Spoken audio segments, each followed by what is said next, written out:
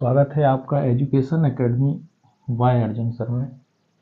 ये ऐप को आप प्ले स्टोर पर सर्च कर सकते हैं और इस ऐप को आप डाउनलोड करके 12th क्लास की 9, 10th, 11th, 12th सभी क्लासेस की इंग्लिश को आप पढ़ सकते हैं। इसमें आपको टेक्स्ट बुक, ग्रामर और जो भी आपकी कंटेंट उसमें दिया हुआ है पूरा कंप्लीट करवाया जाएगा। चलिएगा बात करते हैं आज अपन poem number 2 keeping quiet. 12th class की पोएम है। पोएम नंबर 2 है keeping quiet by Pablo Neruda. Pablo Neruda के द्वारा इसको लिखा गया है और कीपिंग क्वाइट में बताया गया है कि हमें 12 तक गिनना है और उसके बाद में रुक जाना है। मतलब ये जो भागदौड़ भरी जीवन है, लाइफ है, इसको कुछ समय सेव करके, कुछ समय रुक करके हम जो है उसको अच्छा बना सकते, बेहतर बना सकते हैं। इसलिए इन्होंने पाब्लो नेरूदा ने बताया कीपिंग क्वाइट, शांत रहने के लिए उन्होंने बताया है। चलिएगा पोएम आप लोगों ने पढ़ ही ली होगी। क्वेश्चन नंबर पर आते। क्वेश्चन नंबर 1 है इसमें, Y does the poet ask. Y does the poet ask us. Us means हमसे। कवि हमसे क्यों पूछता है। Y does the poet ask, कवि हमसे क्यों पूछ रहा है। टू कीप स्टिल, हमसे क्यों कह रहा है टू कीप स्टिल, थोड़ी देर रुकने के लिए, शांत रहने के लिए कवि हमसे क्यों कह रहा है ना। Why does the poet ask us to keep still, कवि हमसे जो है थोड़ी देर रुकने के लिए क्यों कह रहा है। टू मच रस। टू मच रस, ये जो हमारा जीवन है कैसा है, एकदम रसिक है ना। टू मच रस एंड एक्टिविटीज, और क्रियाशीलता। हमारे जीवन में क्या है, टू मच रस, बहुत ज़्यादा भागदौड़ है। टू मच रस, हमारी लाइफ में क्या है, बहुत ज़्यादा भागदौड़ भरी जिंदगी है। एंड एक्टिविटी, और हम इतने क्रियाशील हैं। Has only brought, has only brought, जिससे हमने पाया है क्या, मिसफॉर्चून, मिसफॉर्चूनस, जिससे हमने बहुत सारे मिसफॉर्चूनस को पाया, हमने दुर्भाग्य को प्राप्त किया है। टू मैन काइंड, किसने, मानवता, मानव के लिए है ना। मानव ने क्या किया है, मिसफॉर्चूनस को प्राप्त किया है ना। ये जो भागदौड़ भरी जिंदगी है, इससे हमने कुछ ज़्यादा विशेष कुछ नहीं कमाया कि रुपया पैसा कमा लिया हो, है ना। ऐसा आपने विशेष कुछ भी नहीं कमाया। क्या हुआ इससे, टू मच रस, ये जो भागदौड़ भरी जिंदगी है, एंड एक्टिविटीज, और जो क्रियाशीलता है, has only brought, has only brought misfortunes to mankind, इसने मानवता के लिए क्या किया है, मिसफॉर्चूनस किया है ना, एकदम दुर्भाग्यपूर्ण बना दिया है। हैंस, और इसलिए, लेकिन, हैंस इसलिए, इट इज बेटर, यह अच्छा होगा, to be quiet and still, कि हम शांत रहें, है ना, हम शांत रहें, एंड स्टिल, और हम थोड़ी देर के लिए ही सही, लेकिन एक पल के लिए ही हम रुक सकें, है ना। इट इज बेटर, और इसको अच्छा बनाने के लिए हमें कैसा होना चाहिए, टू बी क्वाइट, हमें कुछ देर के लिए शांत रहना चाहिए, एंड स्टिल, और हमें ठहरना चाहिए। क्वेश्चन नंबर 2 आता है, what will counting, what will counting up to 12, है ना, 12 तक गिनना है, एंड कीपिंग स्टिल, और रुकना है, हेल्प अस अचीव, है ना, इससे हमें, हेल्प अस अचीव, इससे हमें क्या प्राप्त करने में हमारी हेल्प होगी, है ना। व्हाट विल काउंटिंग, यदि हम गिनेंगे, व्हाट विल काउंटिंग, हम गिनेंगे तो उससे क्या मिलेगा, अप टू 12, कहाँ तक, 12 तक, है ना। 12 तक एक छोटी सी गिनती होती है, 1 सेकंड भी नहीं लगता है ना, 2-5 सेकंड में अपन 12 तक गिन लेंगे। लेकिन इससे क्या प्राप्त हुआ, क्या कहना चाहते हैं कवि, तो what will counting up to 12 and keeping still help us achieve, है ना। कवि जो है वो हमसे कह रहा है क्या, कि व्हाट विल काउंटिंग, यदि अपन गिनते हैं अप टू 12, कहाँ तक, 12 तक, एंड कीपिंग, और ठहरते हैं, कीपिंग स्टिल, और अपन रुकते हैं, हेल्प अस अचीव, इससे हमें क्या प्राप्त करने में हमें मदद मिलेगी, हेल्प मिलेगी। काउंटिंग, यदि अपन गिनते हैं 12, कहाँ तक, 12 तक गिनते हैं, एंड कीपिंग स्टिल, और रुकते हैं, विल हेल्प अस, तो यह हमारी हेल्प करता है, विल हेल्प अस, यह हमें हेल्प करेगा, to start our activities, to start our activities in a nice way, क्या है, इन अ नाइस वे, हमारी जो एक्टिविटीज़ है, हमारी जो क्रियाशीलता है ना, हम यदि 12 तक गिनते हैं, थोड़ी देर के लिए शांत रहते हैं, मन हमारा एकदम शांत हो जाता है और हम जो भी विचार करते हैं, जो भी क्रियाएं करते हैं, वो हमारी कैसी होंगी, नाइस वे, एक गुड वे में जाएंगी, एक अच्छे रास्ते पर जाएंगे। वो जो सोच है वो अपनी कैसी, एक अच्छी है ना, रास्ते पर जाएगी। तो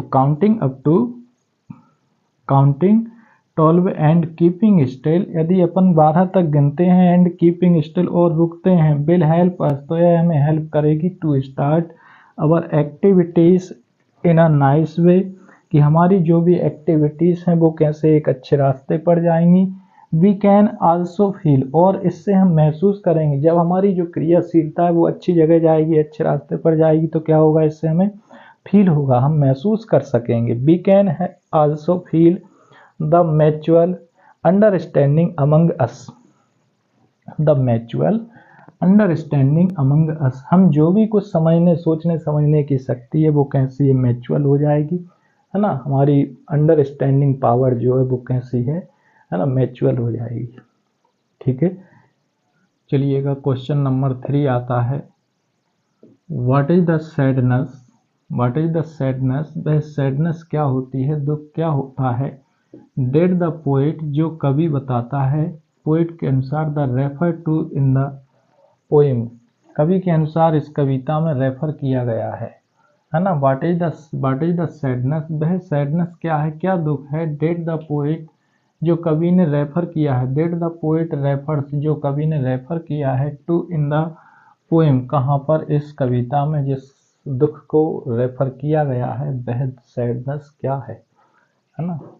तो men's sadness is format, men's sadness, मनुष्य के जो दुख है, इज फॉर्मेट, वो फॉर्मेट हो जाता है, आउट ऑफ हिज ओन्स, अपने आप में ही, हिज ओन्स एक्शन, अपने खुद के कार्यों में ही वह दुख जो है वो फॉर्मेट हो जाता है ना। एंड थॉट्स, और अपने विचारों, मनुष्य के जो दुख हैं वो क्या है, वो अपने आप में ही फॉर्मेट हो जाते हैं, अपने एक्शन एंड थॉट्स जो हैं, है ना, उनके प्रति ही मनुष्य बहुत ज़्यादा दुखी है ना। मेंस सैडनेस, मनुष्य का जो दुख है, इज फॉर्मेट, वह फॉर्मेट हो जाता है, बदल जाता है, out of his own action, जब उसके कार्य करता है वो, एंड थॉट, और उसके विचारों पर, है ना, उसके कार्यों और उसके विचारों पर मनुष्य का जो दुख है वो कैसा हो जाता है, फॉर्मेट हो जाता है। It is quite ironical that, it is quite ironical, और यही एक बहुत बड़ी समस्या है। एरोनिकल मीन्स क्या होता है, विडंबना या समस्या, है ना। एरोनिकल मीन्स समस्या या विडंबना, है ना।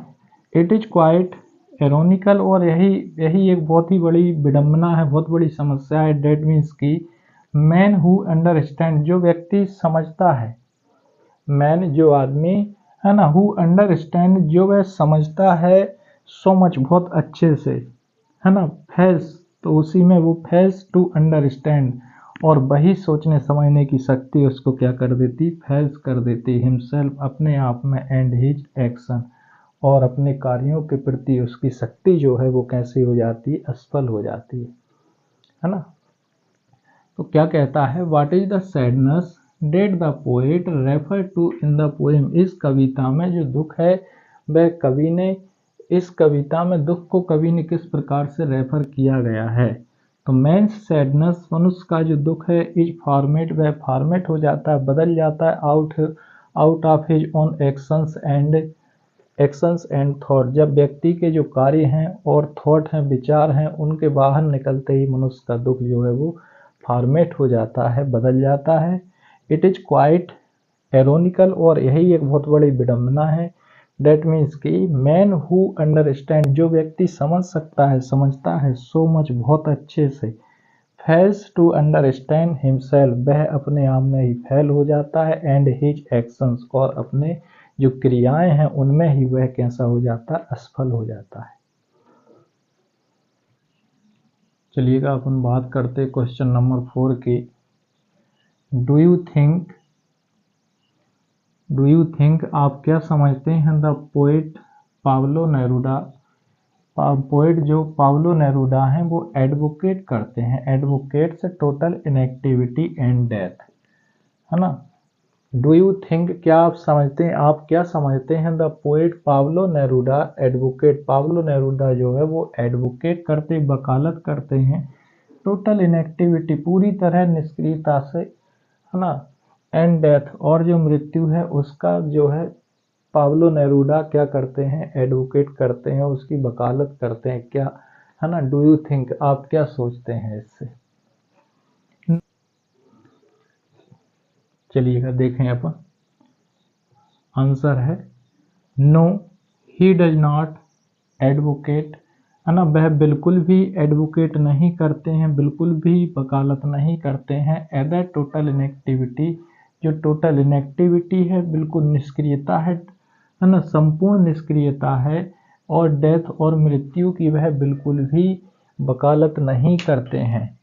He makes it quite clear, उन्होंने बहुत अच्छी तरह से स्पष्ट किया, he makes it quite clear, उन्होंने बहुत अच्छी तरह से इसको स्पष्ट किया है, डेट मीन्स की stillness should not be confused with total inactivity, stillness जो शांति है ना, शुड नॉट बी कंफ्यूज, उसको कंफ्यूज नहीं किया जा सकता है विथ टोटल इनएक्टिविटी, जो संपूर्ण निष्क्रियता है उसके साथ में, है ना, स्टिलनेस को बिल्कुल भी कंफ्यूज नहीं किया जा सकता है, और इक्वेटेड टू इट, ना ही उनको समान रखा जा सकता है, इक्वेटेड टू इट, और ना ही उनको इक्वल रखा जा सकता है।